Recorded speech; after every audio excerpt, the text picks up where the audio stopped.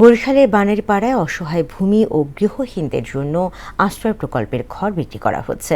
কেউ কেউ দিচ্ছেন ভাড়া। মুক্তিযোদ্ধাদের বরাদ্দের ঘরে থাকছে তাদের স্বজনরা। তদন্ত করে ব্যবস্থা নেওয়ার আশ্বাস প্রশাসনের। শেখ শামীমের প্রতিবেদন, জানাচ্ছেন আফরিন পপি।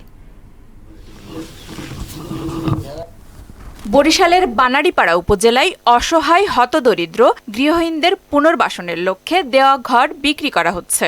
আশ্রয়ন প্রকল্পের ঘর পাওয়া অনেক পরিবারই এখন মোটা অঙ্কের টাকায় সেগুলো বিক্রি করে চলে যাচ্ছেন অন্যত্র।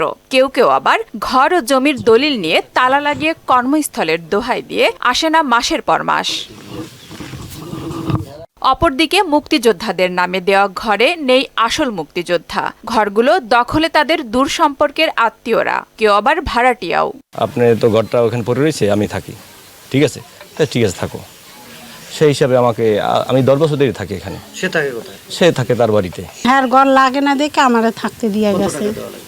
দিছি, বেশি দেয়নি, 1050 দিছি। এজন্য স্থানীয় প্রশাসনের দুর্বল তদারকিকে দায়ী করছে প্রকৃত ভূমিহীনরা। তাদের দাবি, বিকৃত ঘর ফেরত এনে প্রকৃত গৃহহীনদের বুঝিয়ে দেওয়া হোক।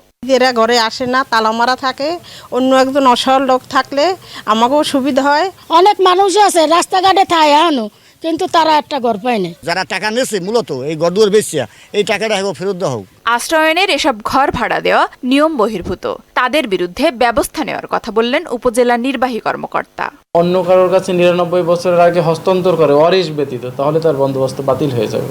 সেক্ষেত্রে আমার তহসিলদার সার্ভেয়ার সরজমিনে যাবে, ঘরে ঘরে যাবে, তাদের দলিল চেক করবে। যদি কোনো অনিয়ম পায় সেক্ষেত্রে আমরা ব্যবস্থা নেব। আর সব বিষয়ে দ্রুত তদন্ত করে প্রকৃত গৃহহীনদের ঘরে তুলে দেওয়ার আশ্বাস দিলেন জেলা প্রশাসক।